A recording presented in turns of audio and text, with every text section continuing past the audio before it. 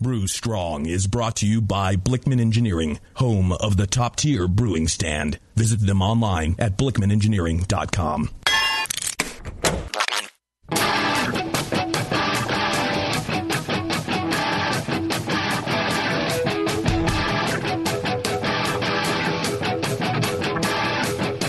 Brewers, it's time for the beer radio you've been looking for.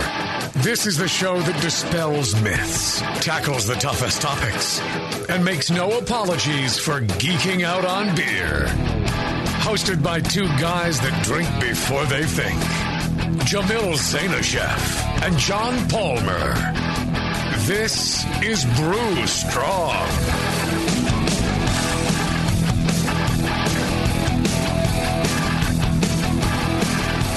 Hey, howdy, hey, my brewing brothers and sisters. Greetings. Hey, that was pretty good. That was my buddy Ken from Device. And I'm also here with my buddy Matt, another homebrewer. And Scott. Not another homebrewer? Not another homebrewer. A once-in-a-whiler. I'm a broadcaster. Well, yeah. Oh, sure. Oh, yeah. You can tell because I'm talking. Yes. Uh-huh. Right, because your lips are moving. Right. That's how I know when you're lying. No, it's... poor Palmer is... I don't know, he hooked up with a dirty prostitute in Baltimore or something, I heard. Now he's sick. You can just say prostitute. We'll do the dirty math. You'll assume any prostitute that Palmer... gets is a dirty prostitute. Right. He wouldn't get a clean one. No. Do they come any other way? Well, apparently they come. Everyone in the studio is nodding feverishly. There is a variety. Leave me out of that. You can and you have your choice of what you want: dirty, clean, everything else. And Palmer goes the dirty way, I think. Speaking of dirty, how about our good friend John Blickman, huh? How's that for a segue? Sure, he's thrilled. Talking about dirty hose, how about that, John Blickman? Oh, no. John is a wonderful guy and does lots of amazing things with stainless and electricity and everything else. And makes all sorts of goodies to innovate your brew day. So they've been sponsoring the show. They come up with lots of innovative ideas. I think the least you can do is go check them out on their website, blickmanengineering.com. There's a couple N's in there, a B, I don't know, some other thing. There's a .com in there. Probably http:// Huh? There you go. I'm sure they'll be at the Homebrewers Conference in San Diego this summer, having all sorts of good things. Ken, are you going to be at the conference in San Diego? I'd like to. We have a newborn at the house. I don't know if you know that, Jamil, but yes. Would you get a new fermenter or something? If by that you mean a large tank to ferment beer, yes. But we also have a newborn, and that's keeping me quite close to home. The kid isn't going to be newborn in June. It's going to be old born at that point. That's pretty much. It's like halfway to college. I mean, really. Kid can't take care of itself at that point? I'm sure she could. Yeah, see? There you go. You're set. So you will be at the conference. More than likely. Right. Well, you could say hi to our good friend John Blickman. Ken and I were talking just the other day about interesting things around the brewery. Things that you don't really know you're going to have to do when you start brewing, but eventually become obvious or sometimes painfully obvious, either through talking to other people or just seeing things around you. And one of the things we were talking about was pest control. Now that we've got bigger breweries, we've got bigger pest control problems. We're actually putting out traps and things like that. When I was a home brewer, I didn't have too much problem. How about you? Did you experience anything like that? No, I didn't. We just used the buckets with the, I forget the name of it. There's a twist off bucket lid. Right. The screw down lid they use for like dog food and all those. They've got those. I know what you're talking about. I forget. There's a clever name for them, but we use those. Yeah, we'd buy a sack of malt and then split it up over several buckets. I looked at those too, but they were so expensive and I was so cheap that what I used for my malt was I used a Rubbermaid 30-gallon Rubbermaid trash can. And then I'd put a super heavy-duty trash bag in as a liner. I'd put the sack of malt in there, and then I'd tie the trash bag shut. So I'd be able to untie it, but it kept any flying insects from being able to get to the malt, and then it also kept no rodents were ever able to get in. I thought at some point I'd find like a hole chewed through the bottom of the container. Nope. And they couldn't climb up the slick sides. So I thought rodents know how to get into anything eventually, but I guess not. Right. Good advice. They know how to get into your offshore bank account. Is that? Yeah.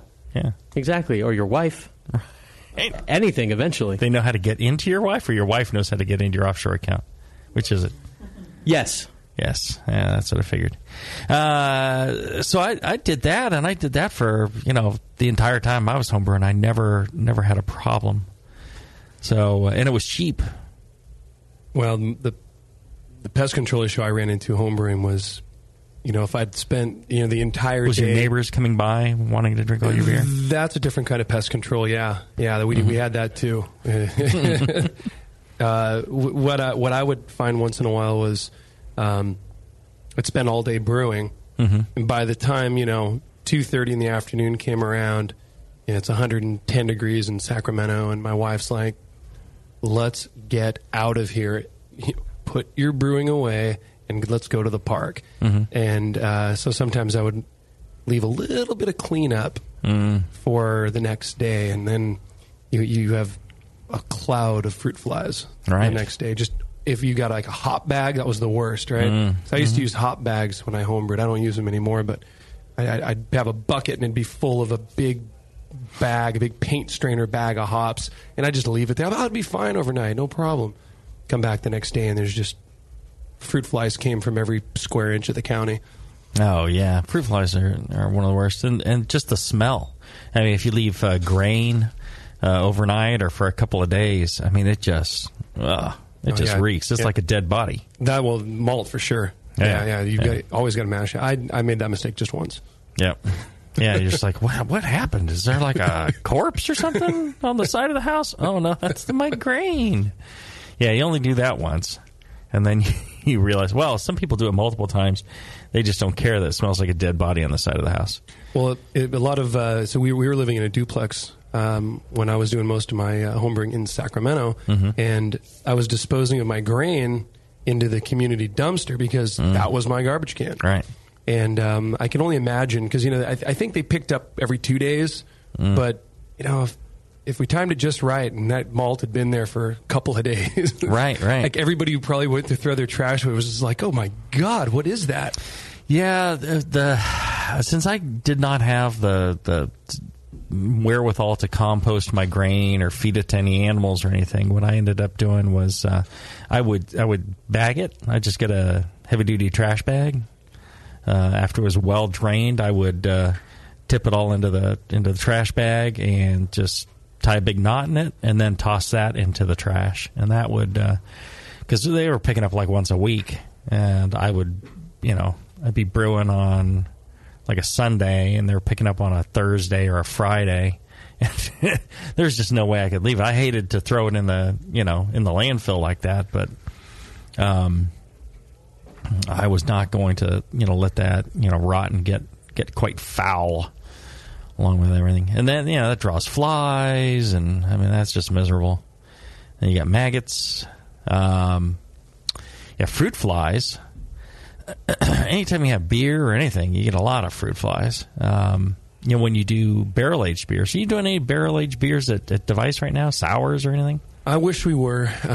We are, we're expanding our space, and with that will definitely come some whiskey barrels for my Russian Imperial Stout first, and then probably some barrel inoculated beers. Well, I'll just have to see how the whiskey thing goes and how I like doing that. I tend to do, a little bit at a time, one thing at a time. And then once I feel good with that, then, I add something else. But we're thinking about it. Well, and you gotta keep every little drop cleaned up. And sometimes the barrels will ooze, and then the draws fruit flies, creates fruit flies. What we've found, we've been making our own fruit fly traps. You can buy them, online. It's essentially a funnel into a vessel, and in the vessel you've got a little bit of vinegar, apple cider vinegar, a couple of drops of soap, dish soap, 1 or 2 drops to kind of break the surface tension, and that's a fruit fly trap. So what I use is little like ball mason jars, for canning, and then online I found perfect little clear plastic funnels that fit just right in the top, and so we use those for our fruit fly traps now. We used to just make a funnel with just paper and tape that on, but the funnels are a little more sturdy. Well, what I've done is just I'll put my hoppiest beer. I'll put probably like a triple IPA into a little glass or a little cup of some sort, and then I'll put some saran wrap over the top. Poke a couple holes in, and they'll find their way in, but very few will find their way out. Usually they'll go in, get into the beer, and then they're done. Right. Yeah, that's what the soap helps with the surface tension. So the moment they touch it, they get wet, and they're in. We'll get a good sludge of fruit flies on the bottom.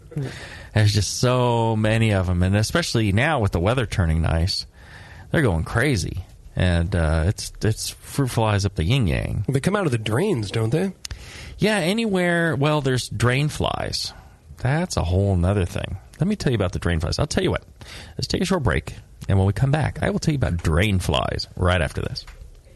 From the stovetop to a camp burner to some kind of brew stand, most homebrewers follow some version of this progression. With each move, a homebrewer will often have to change a lot, if not all, of their equipment. Until now, Blickman Engineering brings you the top-tier brewing stand, the only brewing stand that grows with you. For example, buy a top-tier floor-standing burner now, and it'll bolt right to your top-tier brewing stand when you're ready for all-grain brewing. The top-tier brewing stand is perfect for 5-gallon to 20-gallon batch sizes. Its modular design is adjustable and accommodates everything from small footprint coolers up to 30-gallon pots. How does the top-tier brewing stand do it? At its core is a strong, heat-treated, and anodized aluminum main post. On all 4 sides are built-in T-slots for the adjustable heavy-gauge stainless steel shelves and beefy burner tiers. The tiers accommodate any manufacturer's pots or coolers up to 21 inches in diameter. Best of all, not only does the top-tier brewing stand grow with your skills and equipment, but it easily knocks down for long-term storage or transport, too. The top-tier brewing stand from Blickman Engineering. Learn more at blickmanengineering.com and to find a local Blickman retailer. And start brewing from the top tier. When I order a beer, I want my server to know more about it than I do. I want someone who enjoys good beer and loves helping others enjoy it, too. I want someone who knows how to pour a perfect pint for every beer style. I want a Cicerone. The Cicerone Certification Program is creating the type of people who help you enjoy great beer. Home brewers and craft beer lovers know beer is more flavorful and complex than ever, and it takes some serious knowledge to store and serve beer right. Cicerones know beer. There are 3 levels in the Cicerone program: Certified Beer Server, Certified Cicerone, and Master Cicerone. Cicerones are truly the sommeliers of beer. The best beer locations have a certified Cicerone on staff. Relaxed and unpretentious. Cicerones are tested on storing and serving beer, beer styles, flavor and tasting, the brewing process and ingredients, and pairing food with beer. Learn more about your next beer guide at cicerone.org. Certified Cicerone, because it takes top talent to present a perfect pint. Since the first time the Brewing Network microphones turned on, More Beer was behind it. More Beer sponsors the programming on the BN because, like you, they love brewing. And like the Brewing Network, they love sharing their knowledge. Morebeer.com isn't just a website to place your next equipment or ingredient order. Morebeer.com also gives you access to free beer information that will make you a better brewer. Go to morebeer.com and click into the Learning Center. You'll find podcasts, technical facts, video tutorials, and more, including access to The Buzz, More Beer's social network of more than 5,000 members. And some of them might even be crazier about beer than you are. Get over to morebeer.com today and take advantage of the buzz, the forum, the learning center, and make sure you're signed up to receive the newest More Beer catalog. More Beer, bringing you absolutely everything for beer making.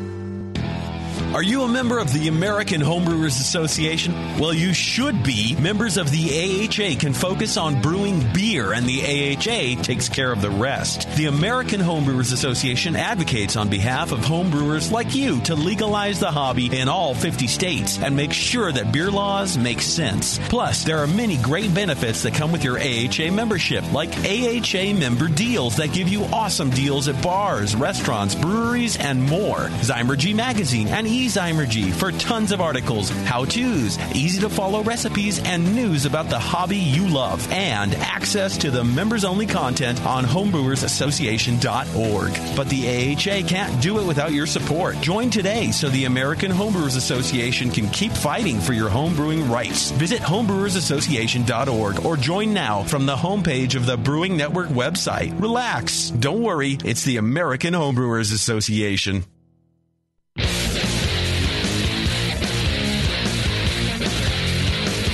Back to the two guys that know how to turn beer into beer. This is Brew Strong.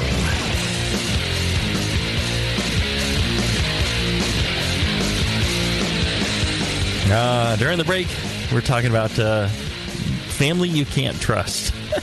People you can't trust. Another pestilence in the world. Oh, is this? It fits in with the pest theme, right? The rodentia. Yes, yes.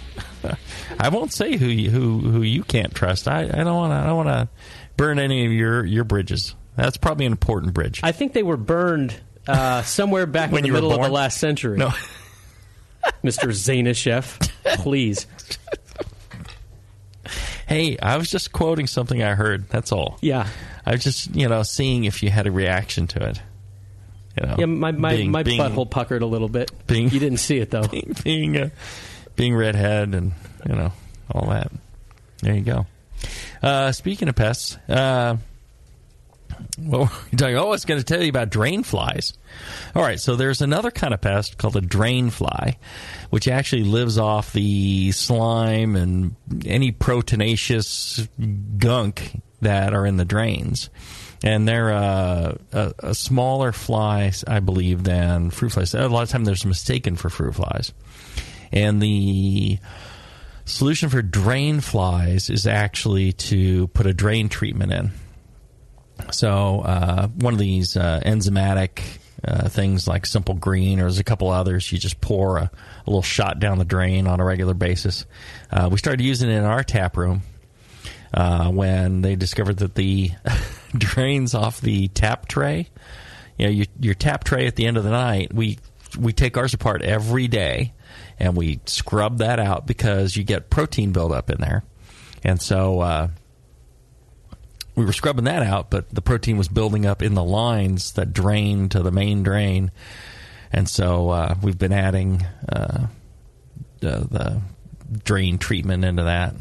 Is your drain copper down from the trays? Uh-huh. Okay. We use a vinyl tubing, and once it starts to get that film build up, we just rip it off, put a brand new piece on, and call it a day. You snap off a fresh piece. We snap one off, and we just tie it off right there. Right. Snap off a fresh piece and put it on your drains. Well, we went the copper route. It looks nicer. Yeah, sort of. But it is, we were going to go with the vinyl drains, and then it's visible. Yours aren't really visible. Ours not quite as visible as ours are smack dab front and center. There was no way to hide them, so I'm like, well, we better go ahead and use copper so we can kind of polish it up and make it look proper. Well, it's very nice. Yours is off to the side. Yeah, so, nobody's going to see yours. So I'd go vinyl drain and snap off a fresh piece every time. We just keep ours tucked. Yeah, right. Well, I'll tell you what happened to me when I was up working with the pigeons. I'll tell you that story a little later on. No, we had a bunch of people over for a kind of a homebrew event. recently, like on Saturday. And they came, the Quaff members came up, some Greenbelt members came, Brewing Network guys came, and we all had like a homebrew collaboration brew. It's kind of cool. Danny and Eve, they brought some pork belly and cooked that up, and that was really good. And then we had Crossroad Kitchen providing some free food and lots of beer and people brewing. It was a blast. I'm just saying. Why are you staring at me? I'm just saying. Well, you weren't there. Oh, well, I'm not a brewer, remember? And that's right. That's true. You could have come and, schlep some water or something. Help out a little bit. Just mule some ingredients back and forth. Yeah. Yeah, there you go. I was in Vegas this weekend. Make yourself useful. But I'll tell you, I think what makes a lot of that interesting and possible is organizations like the AHA. Homebrew clubs like the BN, the Quaff, and the GBA and the DOEs and the GCBA. GCBA, is that what I said? Well, no, GCBA. There's Green Belt and then there's Gold Country. Oh yeah, there you go. And the AHA and ABC, CBS, PBS, NPR, BBC, right. All that stuff too, right? Yes. Okay. No, the AHA. It's a great organization. I don't know if you are familiar with it. You not being a homebrewer. But there's this American Homebrewers Association. Every time I ask you, I'm like, "Are you a member?" And you're like, I don't know." Well, I just think if you're on the Brewing Network, you should get an auto membership. You should pay for one, you cheap bastard. Well, he is down with the OPP though. Exact. Thank you. Right. See, Ken gets me. Yeah. Right. You should check out the AHA. They represent homebrewers nationwide, worldwide in a way, and they. Look out for things like legislation and such. And they're putting on that great conference in June in San Diego, like I was saying. So if you get a chance, check them out. You can get great things for your membership. You get like Zymergy magazine. You get a pub discount. You offer a pub discount at your place, Ken? Well, thanks, Jamil. Now everybody's going to come in and want a discount. Right. They do now. We typically will take care of them in one way or the other. So we don't have an official. What usually just what snap I'll do them is off a fresh piece. Yeah, I mean, I'll let them change out the vinyl drain. Yeah, they feel like they're part of the brewery. Give them a parting package of fruit flies, or well, I just give them. I just drain the fruit fly trap into a little to-go cup. There you go. There you go. Ooh, it's kind of vinegary. Is this a sour beer? Oh, right, with chunks. I think this beer's turned. Yes. Well, we provide a AHA discount. I tell you, it's a good organization. If you sign up through the Brewing Network link, you go to thebrewingnetwork.com, you click on the AHA logo and sign up that way. AHA gets your membership. You get a great magazine, great discounts, stuff like the members session at the Great American Beer Festival and such. And the Brewing Network gets a little slice too. So it's a win-win-win, as I like to say. Let me add, too, to vote in the upcoming election for the AHA Governing Committee. I already did. Well, there you go. I already voted. Well, the only vote that matters, so never mind. I rescind my advice. Polls are closed. Right. Yeah. Now that I've voted, all the rest you can just stand down. Well, all right. So we were talking about pests and fruit flies and drain flies. Well, you were telling us how do you actually what exactly is the chemical? You said simple green, but what are we really looking for? What's the active ingredient? Well, it's some sort of enzyme that'll break down, like drain, muck, and clogs. Could you use liquid plumber or Drano? I suppose you could. I suppose you could. I mean, is the idea that you're not keep the drain clean? That's the idea. Okay, yeah. So it's that P trap, right? It's because that's where they are, right? They're on the upside of the P trap. But yeah, there'll be slime. They got to be upside of whatever water trap you have in the line. But they'll use that. They'll use slime on the water. They'll use slime on the walls. Slime anywhere. If you have trench drains, you got to keep them things clean, because they'll grow out of that too. So, what material do you go for trench drains? Do you go for the poly, those whatever they're called, the plastic ones? So there's the cast iron. There's concrete drains, which will just erode away as your acid eats away. There's polyester. That was what I was trying to think of. There's vinyl ester, and then you can go like stainless steel. Stainless steel is the way to go, but it's really expensive. Vinyl ester, you don't want to use polyester. The heat and the chemicals will just degrade that thing. It'll just buckle up and you've wasted all your money. Vinyl ester is supposed to be able to keep up with the heat and strength of the chemicals that we use. It can handle caustic. It can handle acid. That's the theory. But, the cooler stuff you run down there instead of super hot, the better off you are. But we used vinyl ester 2 years in. It's not showing any signs of releasing. But it was a special order. And would you say it's half the price of stainless or even cheaper than that? Yeah, it's a fraction of the price of stainless. It's like maybe 50% more than polyester, I think. Not extremely expensive. But nowhere near the stainless. Right. There you go. Now, what about other flying pests, flies? Oh, I recently put out traps for gypsy moths. They call them flower moths, and it's they go around, and if you got grain, you've got grain dust, and these things go out, and I've been told, like, every brewery eventually has gypsy moths hanging around. So you put out these pheromone traps with some sticky glue, and then you're supposed to monitor these things like once a week and count how many moths you have in there, and if you have more than like one a week, you got a serious problem, and then you got to like deal with it. They're moths? Yes. Jeez. So we're talking flying things. When you and they lay their like eggs in your grain, and then they get the little larva eating your grain, making your grain all mealy and buggy. Do you get up and look in and inspect inside your silo? We do every once in a while. And what we've taken to doing with the silo is casting some freshwater diatomaceous earth, which will, what it does is suck the moisture out of the waxy coating of insects, and then they can no longer keep liquid inside their bodies, and they desiccate and die. And then we mill that. Oh, we mill that right in. Yep, it's protein. Yeah, a little extra protein in your beer there. Since we got a new silo, we treated that with DE first, and you blow it in there, and it settles in all the little cracks and crannies, and then apparently the bugs are not able to get in. So blown in as a powdered? Yeah, just diatomaceous earth. Right, but you got to use freshwater diatoms, because the salt water apparently, I don't know. But the freshwater is also less harmful to you. It's food grade. They use it in all sorts of other things. What would be typically what a brewery would have for a DE filter? Breweries use other kinds of DE as well for filtration that are not so good for you. We don't. Of course not. But they use this food grade freshwater DE and all sorts of things.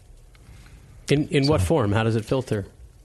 Well, they have a pad, and then you coat it with the DE. You take a slurry. You want to know how to filter beer? They mix DE with water and make a slurry, and then pump it through the pad, and it sticks to the pad and blocks up the more coarse holes of the pad to give a really fine coating, and then you pass the beer through that. Okay. That's how they filter. So exactly like a pool filter. So yes. Is that more common than just like cartridge filters? In breweries, yeah, DE filters are in plate and frame, and then there's so many different kinds of filters. All that is kind of going away now, though. A lot of times breweries are getting further and further away from filtering. We don't filter at all, but breweries are going to centrifuges to clarify their beer. Have you thought about getting yourself a centrifuge? We have a centrifuge, but it doesn't really do a whole lot of good for us because our beer's already clear. Crystal clear. And so running the centrifuge doesn't actually do much for us. So if you're able to achieve the clarity that Heretic does without filtering at all, why do breweries... We're getting away from pests. Oh, yes. Yeah. You're right. Well, I'm being a ahead. pest by asking these questions, so it kind of fits it. Why is anybody even still doing that? Clearly, the brewing knowledge is out there to make crystal clear beer without filters. It is faster. Faster is what I was going to say. And even more clear. If you want it brilliantly clear, and, if you want it to look like nothing... you can get it even clearer, like that glass of water. You can get it brilliantly clear, and it's faster. So the way that we do it, we take extra time. So if we were to filter, we could probably brew twice as fast. And since time and space are money, breweries slam stuff through and do it quickly and save money that way. So, last question, and then I'll let you get back to pests. The DE, how long does it last before you have to replace it? Well, every time you filter, you replace it. New, okay. Right. As far as, you mix it, it's cheap. As far as for the silo, we just blow in a tiny little bit and just a very fine coating over the top of the malt. Very fine coating all over the insides of the silo. And then... it all comes out in the process. None actually makes it into the final beer. But it protects the malt from insects. So you can either have insects in there or you can have a little bit of DE in there.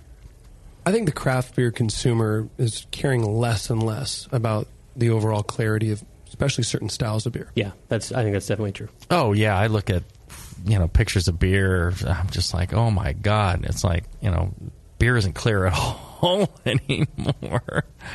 Like, I still think you should try and make clear beer. Are you using Biofine Clear? Yeah, we use Biofine S. Yeah, and we use Biofine Clear. We've had reasonably good results with certain beers, and other beers we put it in and we go, well, that didn't do much. Right. Just depends. Yep. All right, let's take another short break, and when we come back, we'll get into more pests. Maybe we can talk like rodents and other crawly things. Pigeons, too. Pigeons. Oh, yeah, I'll tell you my pigeon story right after this. Williams Brewing is your online resource for prompt delivery of quality home brewing supplies. Since 1979, Williams Brewing has offered the finest equipment and the freshest ingredients, backed by the best customer service in the business. Do you like to mash using efficient fly sparging, but would like an easy way to heat your strike and sparge water? Enter the new Brewer's Edge electric mash water heater, a plug-in, anywhere, precisely controlled heater for strike and sparge water. Ditch the fumes and second burner and make mashing easy. Go to williamsbrewing.com today and browse their vast selection. That's williamsbrewing.com. Orders placed by 4 p.m. Pacific Time weekdays ship the same day. Brewing is easy the Williams way. Nico, listen, our lawyers said that we had to do this for 1 hour, and after this, we don't have to talk to each other for 3 more months to the next meeting. Kids. Come on, let's get out of here. I'm supposed to have more lines. I'm the professional. Hey, it's Sully. And I'm Nico. And we opened the 21st Amendment 10 years ago at 563 2nd Street in San Francisco, just 2 blocks from Giants Park, to make great beer and have a great time doing it. That's right, because to us, the 21st Amendment is more than just the right to make beer. It's the right to experiment, to be innovative, and just do things differently. And so now, we're putting our craft beer in cans. That's right, cans. You can find our world-famous Hell or High Watermelon Wheat Beer at Brew For Your Die IPA in the Northeast, Northwest, parts of the Midwest, and Alaska in cans and on draft. So next time you're at your local neighborhood pub or good beer store, be sure to ask for 21st Amendment in cans. Because everyone likes it in the can. Tasty crack cans. Tasty crack cans. A few things happened 30 years ago. ARPANET migrated to TCP/IP, and the Internet was born. Revenge of the Jedi was renamed Return of the Jedi and opened in theaters. Mila Kunis and Emily Blunt were born, beginning a rad fantasy in my mind. But all of that pales next to the fact that Hop Tech opened its doors and began blowing homebrewers right out of their mash tuns. Hop Tech doesn't fuck around. Real people shipping awesome shit straight to you. Their new website is fast and easy easy to navigate. Or just call 800-379-4677 and let badass bitch Jade and the gadget guy Roberto blow their warm load of customer service all over you. So visit the site or visit the store in Dublin, California and support those that support you. Get your brewing on at hoptech.com. Hey, my brewing brothers and sisters. This is Jamil Zainashev, and I want to tell you about Heretic Evil Twin. You might be familiar with my homebrew recipe, which uses massive late hopping to create a balance between the malty sweet and the hoppy bitter, along with an outrageous malt and hop character. I wanted a beer with the same bold hop and malt character, so we played around with the homebrew recipe until we were able to make a great commercial version too. We've created a beer rich in malt character, full of caramel, toast, biscuit, and an ever so subtle roast note. On top of that, we piled in an insane amount of Citra and Columbus hops at the end of the boil, as well as in dry hopping. This damn-the-cost approach to hopping gives Heretic's Evil Twin a great blast of citrus and tropical fruit that can't be matched by any other hop. The result is a bold, malty, hoppy, but easy-drinking beer. This is our top seller, our flagship beer, and I couldn't be prouder of it. Cheers. To find Heretic beers near you, click on Find Some at hereticbrewing.com.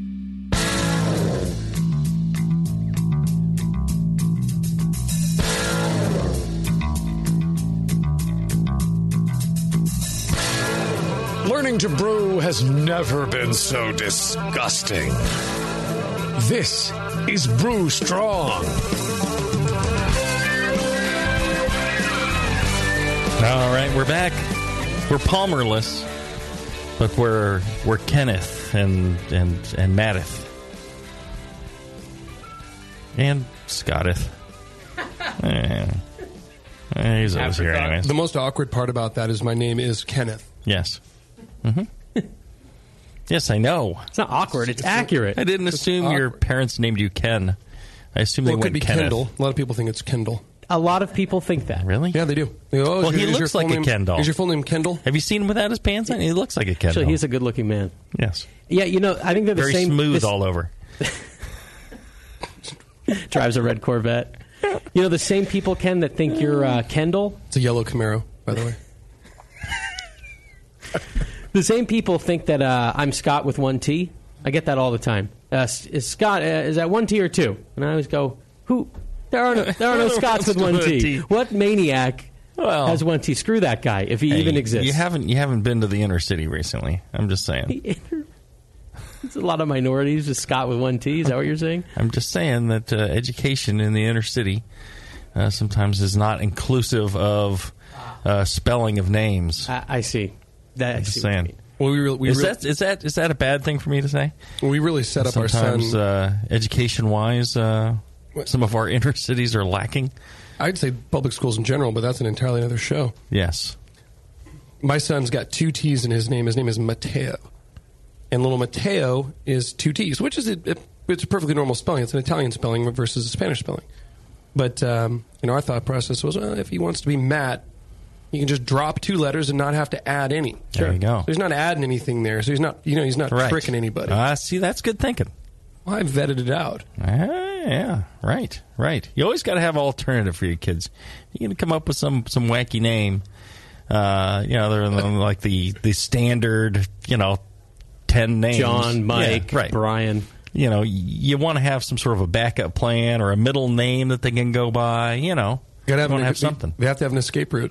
That's right. Yeah, I was screwed. I ain't got nothing. I'm stuck. Jay. That's right. There you go. Jay-Z. Right. Or Jizzer, as they like to say. Yes. Speaking of which, have you listened to some of these other Brew Network shows? I'm telling you. They got, there's J's all over it. Yeah. Every show. Every show has to have a J. You got your Sunday session, you got the J there. You got your sour, you got your J there. You got your Dr. Homebrew, you got your JP there. Yep. You got your Brew Strong, you got me and Palmer, and even on the Brewing with Style, we got a couple of J's. Yeah, there you amazing. go. Every show. Originally, Alex from the Rare Barrel was going to host the show, but it wasn't allowed. It had to be Jay. It had to be Jay. I mean, really. That's the way it goes. But listen to all the shows. Lots of good stuff out there. Lots of Jays. And you know how we like Jays around here. So, speaking of pests, flying pests, I was up on the roof of the building and checking out my chiller, as I want to do every decade. And I get up there, I'm going to add dye to my glycol so I can check for any leaks that might be happening, right? All 4 fans spinning well? I've only ever seen 2 of the 4 spin, ever. Ever, only 2 spin out of the 4. I don't know why. They're like, oh, those will kick in when it gets really hot. No, they never kick in. The other 2 just run constantly. The other 2 just slowly lollygag around the thing. They're living on the welfare system up there. That's right. But what do I find when I open up the chiller but a baby pigeon on top of my glycol tank? I'm like, oh, dang. So I have my dye. I close it up, and I'm thinking, okay, when that pigeon's old enough, it'll fly away, and then I'll get in there and clean this thing. Well, time comes for me to get in there and clean this thing. I take the panels off. I get up there with hot buckets of water and brushes and gloves and masks and all this stuff. And I am shoveling poo and pee from pigeons with my hands. Pee? They pee and poo in the same place. Yeah, I know, but just like right in the evaporate nest. Right away? No, it soaks in with the poo. Oh, God. And I'll tell you, it is like just the nastiest goop. And it's like 3-4 inches deep. Oh, I'm shoveling shit with my hands into this bag, clean all this up. In the nest parts, there's like eggs, there's whole birds, there's beaks, there's eggs, there's wings, there's feathers, there's God knows every bug and worm that lives up a pigeon's butt is there. I mean, it's just one of the foulest things. Bet you were missing Adobe right then. Oh, yeah. The Adobe was looking pretty attractive at that point. And it is so hot up there. The roof is white, and so it's reflecting all the sun, just baking me. And then we're brewing that day, and so the steam from the ducts is blowing like right at me. Oh, I'm just wilting under this heat, and I'm cleaning this thing 4 freaking hours just to remove the pee and the poo and the feathers and all that stuff. That is foul. 4 hours. And then I had to go up another day and seal the whole thing off against all the other birds. It was, netting and screening and plugging up this hole and that hole. I was up there plugging holes for a while, quite a while, I'm telling you. And then I'm up there and I squat down to, work on something. And I hear this rip. I'm like, oh, tore my pants open. So I reached back around to my backside. I'm like, how big and bad is the hole? I'm like, there is no hole. I'm like, what the hell? So I looked down, and what has happened? But my right testicle has burst through my pants. Yes. I'm wearing my tighty whities. So it's not like, free balling in the breeze. It's not like swinging to and fro. But it has overcome the boundaries of the blue jeans I was wearing. It escaped. It escaped. You breached the levee. It breached the levee. It burst forth proudly. And I'm just like, oh, dang. I mean, have you ever torn your pants that way? I don't know. No. Not with that result. Did you just tuck it back in? What did you do? I got poked back in with a finger. I stood back up and I just poked it back in with a finger. Yep. And I was just like, I tried pulling the fabric back closed. I'm thinking, all right, when I go downstairs and I'm walking around, how obvious is this that I have a big hole right where my right nut is?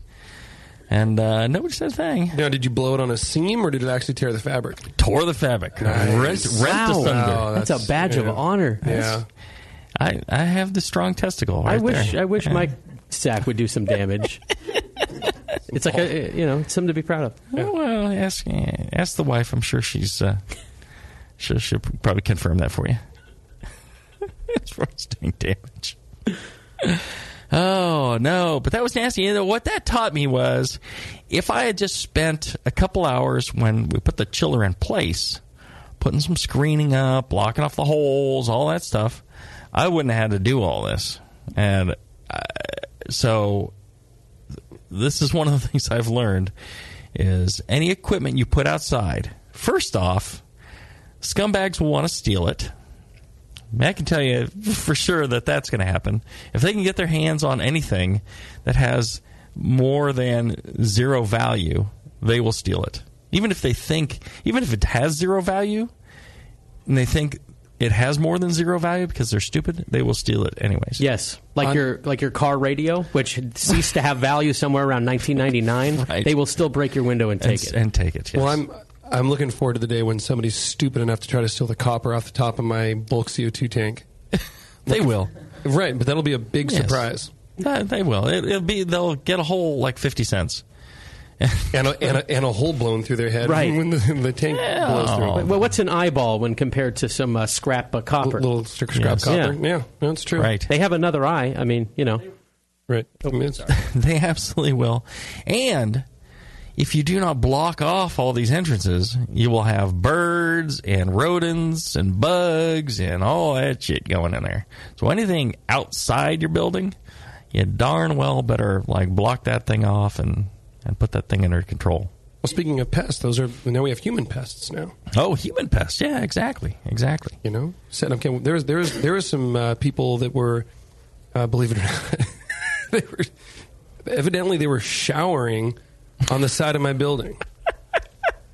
Actually showering. Well, so we have this concrete slab. His brewery's in a lovely area too. It's a charming street. We have this outdoor. I don't even call it a patio because that's giving it way too much credit. But it's a slab of concrete with like a 5 foot tall cinder block wall around it, and that's where all the gas meters are. That's where everybody showers. My bulk CO2 tank and a door to the back part of our brewery. And when we first moved in, there was a faucet. Just looked just like a typical hot and cold, sink faucet off the side of the building back there, and there's a floor drain back there. So I'm like, okay, well, somebody was, cleaning something out back here. I thought, well, I'll keep that going. Maybe that'll be useful going forward. And I never really used it. Like a stainless sink or like a bath? No, wasn't it just the faucet? Oh, just picture coming a off faucet the wall with no sink. It just went right. You could just clean something like if you just want. And there was a floor drain, but it didn't take long before I realized there was empty shampoo bottles back there. And then one morning I went in there and I was like, what's that hissing sound? And I looked in the back and someone had just left the hot water on all night. So my electric hot water heater had been working overtime for the past 12 hours. No. So a couple of ball valves on the inside of the building, and that pretty much ended that problem very quickly. So humans can be pests too. Even non-homeless ones. Like it happens here at the Hop Grenades, where I go into the bathing in the bathroom. The men's, well, not bathing, not yet at least, but that people leave sinks just on. Yes, I'm wondering what's I've that, had that happen too. And what's that about? I mean, is it like you're on they're out of all it night long? Yeah, they're just out of it. So they're walking out of Heretic, high fiving each other, going, "Wow, we really got them." No, I don't think it's intentional. I think they're just out of it. Like they don't know what town they're in. People sleepwalk through life. Oh, so it's not an intentional faucet. I'm trying to just give them the benefit of the doubt. I think so. Either that or they're malicious. But what does that? Who does that really hurt? It hurts California aqueduct. I don't know. It hurts the environment. Yeah, they're not hurting Jamil. Very little hurts me. Yeah, I could even pop a nut through a pair of pants, and that doesn't even hurt me. Not even denim can hold back. Hold back the turgidness of my love. All right. Did you know, going back to the pigeon thing for a minute, did you know at the time in the beginning, like, well, I probably should block off my pants so my nut doesn't... No. I should probably block these things off. But I don't have time because I have a million other things to do. No, it didn't even dawn on me. Didn't even dawn on me. And so now I look at everything outside as a potential, safe haven, rodent of the sky problem. The seagull. Yeah, seagulls and pigeons. Pigeons, yes. All right, let's take a short break, and when we come back, we'll wrap up right after this. And now, Northern Brewer presents What If Homebrewers Ruled the World? Ladies and gentlemen, if you'll follow me, I will lead you into the gallery area. Now, the first piece up for sale today is a Jamil Zainasheff original, a bottle of 1997 vintage Evil Twin. Oh, I say. A bidding for this one-of-a-kind piece will start at £7,000. And if you'll continue to follow me, ladies and gentlemen, I can show you a rather abstract piece from Bay Area brewer Justin Crossley.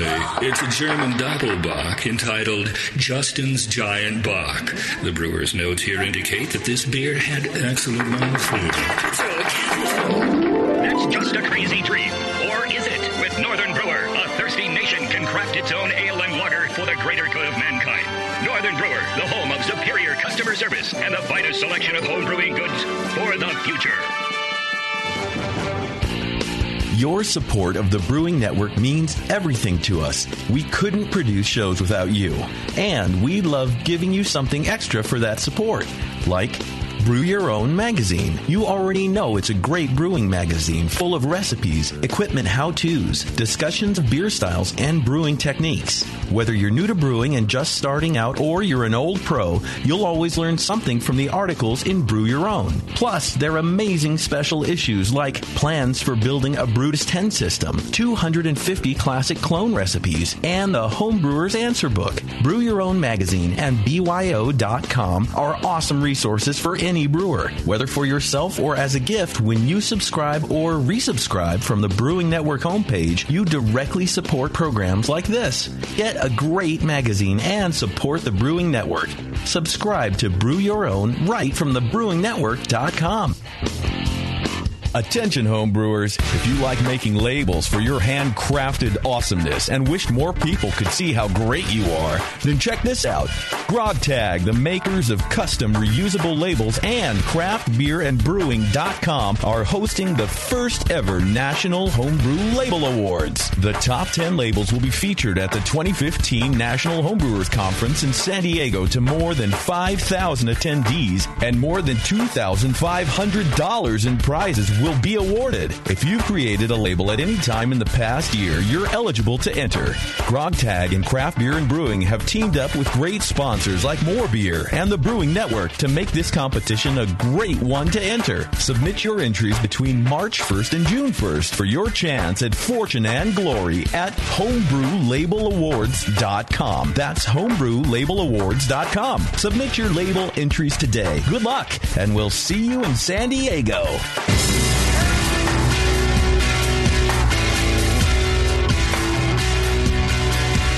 Like the Lance Armstrong of the beer world. Except for that nut thing. This is Brew Strong.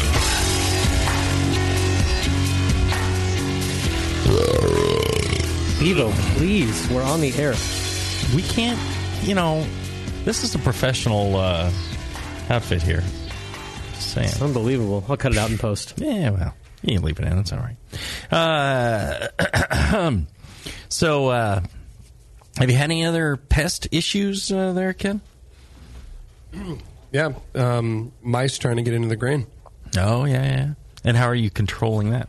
Well, we started with little poison boxes. It's a little box. You put a little. It almost looks like baklava, a little baklava poison square.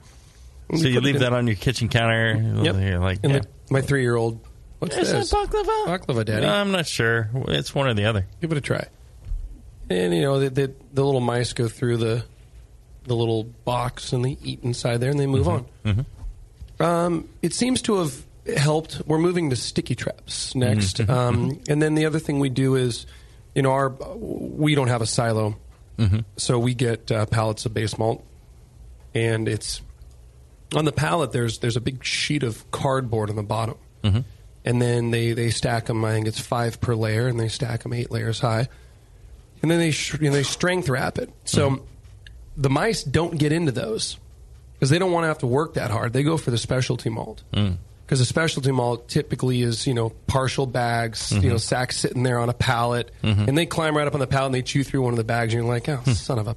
So we've taken to only keeping base malt on the ground level, and then all our specialty malts go up on the pallet racks up high, and that seems to have really reduced any sort of evidence of mice. And we haven't found any big rats or anything, but the mice we find are very small, almost look like feeder mice, like what you'd feed a tiny snake. ones, yeah. Tiny little guys, brown usually. Yep, little brown, tiny little mice. Little field mice. Field mice, yeah.